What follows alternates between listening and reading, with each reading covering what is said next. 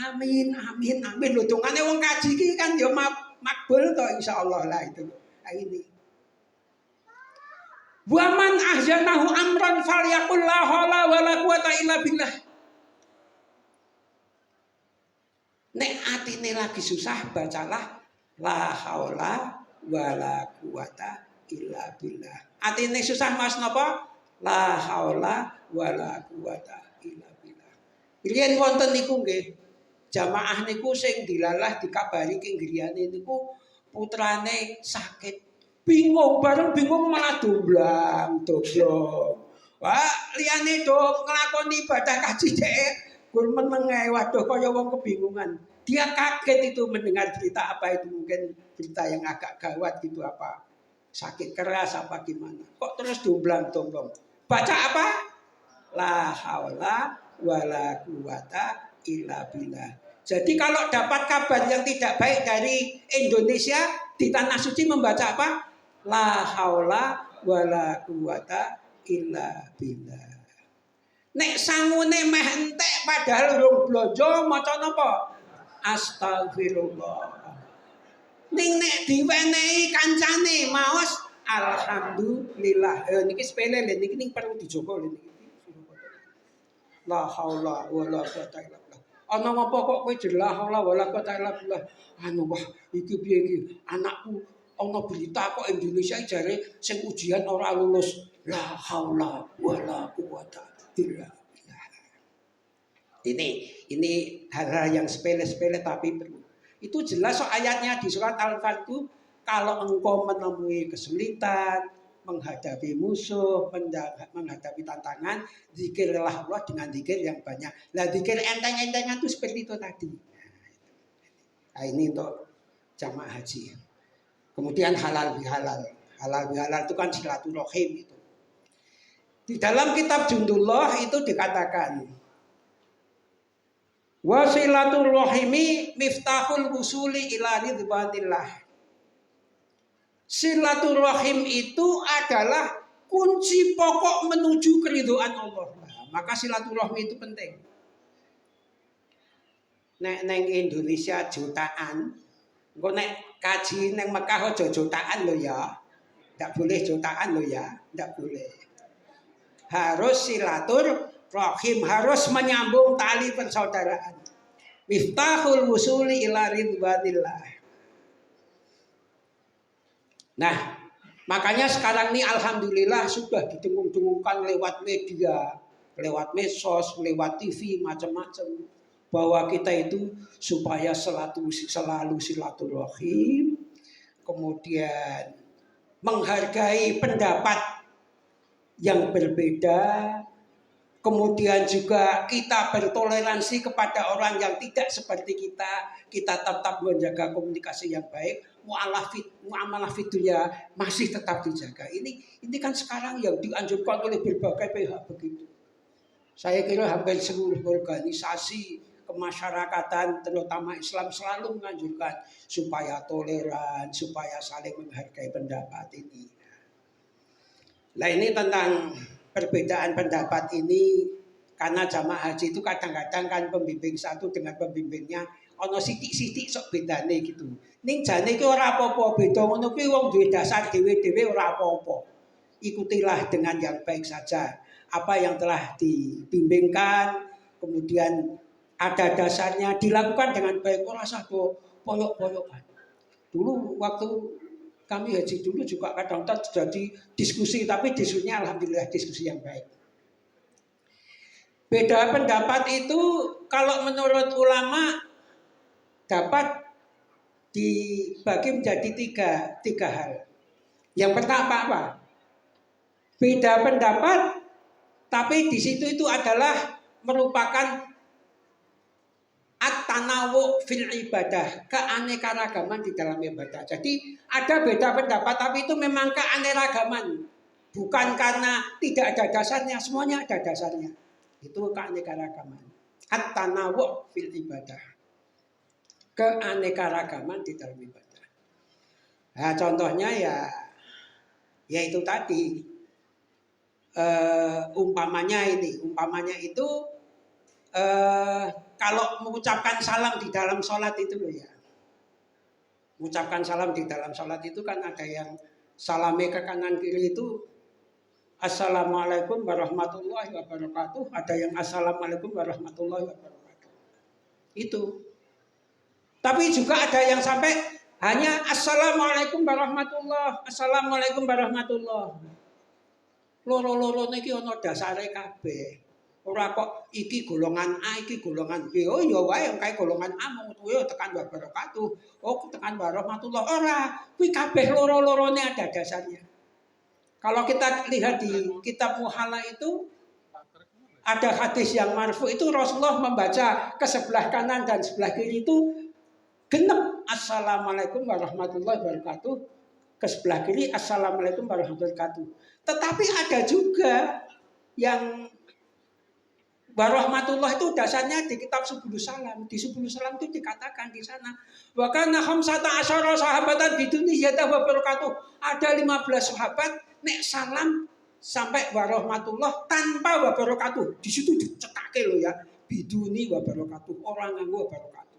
Oh, dadi nek sing orang nganggo wabarakatuh kuwi dasare kitab Subulus Salam. Oh, nek tekan wabarakatuh dasare kitab Muhalla gitu. Malah dikatakan di kitab itu wa kana hadisun sahihun wa hasan au hasanun au dhaifun biduni wabarakatuh. Ada hadis yang sahih, yang hasan, yang dhaif, semuanya tanpa wabarakatuh. Kalau saya makmum di Masjid Mabrur ini, kalau yang imami Pak Kiai Subari, ketua MUI kita itu sampai wabarakatuh. Tapi kalau imam-imam yang lain, saya makmum di sini hanya sampai warahmatullah. Loro-lorone ana dasare kabeh, ora sah dirameke, ora sah kuwi dinggo ngene, dinggo ngene. Kok kaji yo ngono kuwi, kaji ki wis ana pembimbinge dhewe-dhewe, ya nanti gimana anunya saja, itu kita hormati saja, tidak sampai nggak tahu loro-lorone itu dilakoni. Yang kedua al-ikhtilaf. Nah, beda pendapat yang kedua itu adalah al-ikhtilaf. Beda pendapat. Nah, kalau al-ikhtilaf itu gini. Saya ingat ketika membaca kitab Fiqhul Ikhtilafnya yang disusun oleh Dr. Yusuf Qaradawi, di sana dikatakan ada hadis yang menyatakan ikhtilafu ummati rahmatun.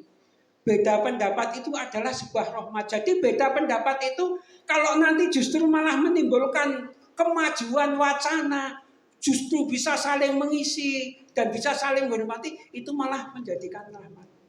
Lah hadis itu di kitabnya Yusuf Qaradawi Fiqhul Ikhtilaf dikatakan hadis itu memang dhaif, tetapi kandungannya adalah sahih, kandungannya benar meskipun secara sanad dhaif, tapi secara matan sahih.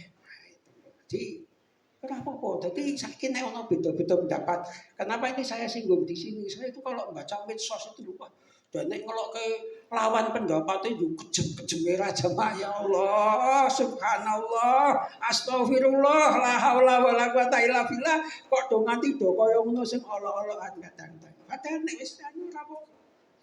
Bahkan sekarang ini ya, dengan adanya peradilan agama yang menangani masalah warisan, ekonomi syariah, itu kadang-kadang nampak sekali keanekaragaman pendapat itu. Coba ya, di pengadilan agama itu, di sana ada kalau cerai tapi mengajukan gugatan gonogini atau warisan ada harta gonogini, di sana diselesaikan secara gonogini ini bisa diselesaikan. Oh, benar zaman Nabi, apa wis ana gonogini oleh zaman Nabi memang ya durung ana. Indonesia sesuai dengan budaya Indonesia, gonogini itu menjadi masalah hukum. Ini diselesaikan di pengadilan. Itu belum masalah-masalah yang lain itu kalau warisan itu ya. Nanti ada ahli waris pengganti itu juga masalah. Kadang-kadang apakah anak wanita itu bisa menuntut saudaranya apa tidak, itu juga dari masalah. Kalau kami kemarin juga ketika kami masih jadi hakim, sekarang sudah pensiun ya, kami akan memadukan antara dalil-dalil itu dengan undang-undang yang ada dengan ini. Hal-hal yang hidup di masyarakat akan selalu kita temukan sehingga nanti ada solusi yang terbaik sehingga bisa menimbulkan tidak hanya keadilan struktural tapi Keadilan struktural, keadilan dasarnya undang-undang, tapi keadilan substansial, keadilan yang sejati-jatinya adil. Nah ini, berarti ada keanekaragaman di dalam ibadah, ada beda pendapat. Lah, kalau yang dua ini beda pendapat, yang ora apa-apa. Lah yang ketiga ini masalah al-khuruju anil haqi, keluar dari yang hak. Lah ini kalau keluar yang dari hak ini memang ini yang harus kita dakwai. Itu saja ya kita dakwai, ora ojo dimungsuhi wong kita itu sesama muslim ya. Rasa dimusuhi, tapi kita dakwai, kita luruskan. Kuwi nek gelem gitu loh. Contohnya apa? Itu meyakini bahwa setelah Nabi Muhammad masih ada nabi lagi. Nah itu kan bertentangan dengan hadis itu. Nah itu harus dibenarkan. Kemarin kami baca di medsos, bener apa orang jenenge medsos ya renono.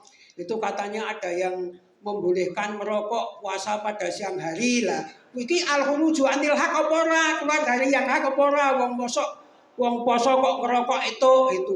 Nek poso ngerokok itu isih rada ana sing luwih ngeri meneh. Katanya berhubungan suami istri itu tidak apa-apa. Lah nek iki keluar dari yang hak iki ora kena iki. Lah ini contohnya begitu. Tapi ya meskipun kita melihat seperti itu ya tetap cara menghadapi mereka itu harus dengan cara yang baik. Ada istilah itu, kita itu memang sudah tidak bisa memaksakan kehendak, memaksakan pendapat. Nek iso orang lain tidak baik, sing bener ngene. Dene ora gelem nampa, yo wis sok ben akhirate ditanggung dhewe. Kalau hadis yang sahih itu dari Umar bin Khattab itu kan hadis sahih itu begini. Umirtu an uqatila nas hatta yashhadu alla ilaha illallah wa anna muhammadar rasulullah. Fa in qaluha lagi. Fa in qaluha. Kalau orang itu sudah mengucapkan 2 kalimat syahadat, asamu minni dimahum. Jadi ini dhewe wis padha-padha selama asamu minni dimahum, terjaga dariku dimahum darah mereka. Wa amwalahum dan harta mereka. Harta dan darahnya sudah menjadi tidak halal. Wa hisabuhum 'ala Allah. Urusan somben mlebu neraka apa mlebu swarga Allah kuwi urusane Allah. Dudu urusane apa iki. Kita jangan menvonis orang lain kuwi neraka, kowe kafir, kowe munafik. Tidak. Siapa itu? Itu Allah. Kita itu hanya melihat karena dia sudah masuk Islam, dia sudah muslim, ya kalau meninggal ya kita karena dia sudah muslim ya kalau meninggal ya kita sholati. Atau wegah nyalati beda golongan. Lo beda golongan kok nyalati piye? Ya tidak, ya kita terkena salat gitu. Nah ini. Jadi wa hisabum 'ala Allah, urusan sok ben wong arep nang neraka nang swarga itu urusannya Allah. Kita juga enggak tahu loh. Saya itu kadang-kadang juga menangis. Aku iso ben apa ya iso munggah swarga. Lah ya nangis tenan lho nek rasake ngono kuwi. Ya Allah, subhanallah. Mula nek bar salat kaengan dimane Allah maj'al husnal khotimah. Allah maj'alna husnal khotimah. Jadi sampai dunganya minta husnul khotimah. Belum tentu loh kita itu naik surga. Jadi urakan loh. Yang terakhir adalah kita jangan sampai takfiri. Ini kan halal bihalal itu kan mempersatukan di antara kita. Kita tidak boleh saling mengkafirkan. Di dalam hadis Rasulullah dikatakan la tukafiru ahadan min ahlil kiblah bidzambin. Janganlah kalian mengkafirkan kepada orang yang telah melakukan sholat bidzambin, karena hal itu memang merupakan hal yang dosa. Wan amilul kabair, meskipun mereka melakukan dosa besar. Dadi arepa wong kuwi wis nglakoni dosa gedhe ning ora kena dikafir-kafirke. Urusan sok ben swarga neraka urusannya siapa? Allah. Nah iki nek jamaah kaji mulane nek ana kancane dilalah kok beda kalih panjenengan sedaya. Ya wis dibatin wae ora usah dilokke. Nek iso dikandani nek memang menyimpang kok hadis, nek ora iso dikandani ya wis ora usah ngoyo-ngoyo, ora usah dipikir kok aku jan serik tenan kancaku kajan beda karo aku. Gur beda karo aku kok nganti serik iki kaya ngopo? Ora usah. Ya wis lah. Bu nek kula kok kalau ben mireng pengasan ngeten nggih. Lah niku lak pengajian panjenengan, pengajian kula mboten ngoten niku. Ayo wis. Ayo wis memang ya niku pengajian kula ngeten niki, pengajian sampeyan niku sing salah. Oh nggih nggih Bu nggih. Bu. Terus astagfirullah. Istighfar nggih Bu, istighfar. Kok dadak istighfar barang? Astagfirullah. Ana lho dielingke Bu istighfar Bu. Alah kok istighfar barang. Aku wis ngerti salah apa bener. Sono lho dielingke ra ya wis astagfirullah dibatin. Lho kok iso istighfar boleh? Astagfirullah. Nah, jadi kita jangan memaksakan kehendak kepada orang. Pokoknya yang penting ini loh barang bener, iki loh Qur'ane, iki loh hadise, iki loh kitabe, iki loh tuntunane, wis ngono wae. Kok dheweke kok beda ora iso dipaksa. Jangan dipaksa-paksa kita untuk bisa menerima. Karena pada dasarnya orang itu memang mempunyai kecenderungan sendiri-sendiri. Demikian saya kira cukup sekian, nanti tidak banyak-banyak, ini sudah agak siang ini. Mari kita tutup dengan doa. Bismillahirrahmanirrahim. Alhamdulillahirabbil alamin. Hamdas syakirin, hamdan na'imin, hamdan yuafi ni'amahu wa yukafi mazidah.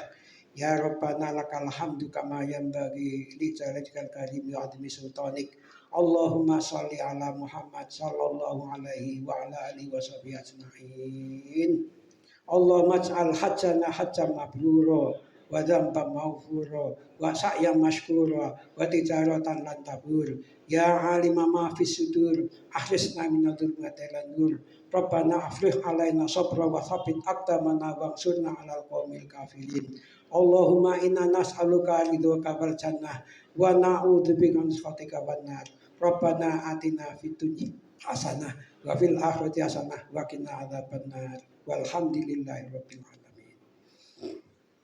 Mbok menawi wonten kekiranganipun nyuwun pangapunten. Assalamualaikum warahmatullahi wabarakatuh.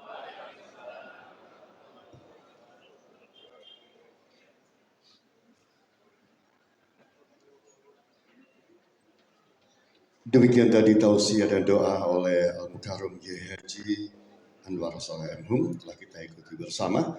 Baik, sebelum kita berpisah kami sampaikan pengumuman bahwasanya IPHI Kota Surakarta juga menyelenggarakan pengajian rutin, yaitu pada setiap tanggal 5 pada setiap bulannya. Kemudian juga tanggal 19 setiap bulannya bertempat di IPHI, ada pengajian bersama IPHI dan sepenuh hati, di mana digawangi oleh Al-Mukarram Bapak Dr. Haji Sabar Narimo, di mana untuk tanggal 5 ini akan bertindak selaku penceramah dalam pengajian Husnul Khotimah Bapak Haji Ibmawan Muhammad Iqbal. Sementara setiap tanggal 19 adalah fikih kontemporer bersama Al-Mukarram Kiai Haji Dr. Andes Taufik Utsman MSI. Acara diselenggarakan setiap tanggal 5 dan 19 bertempat di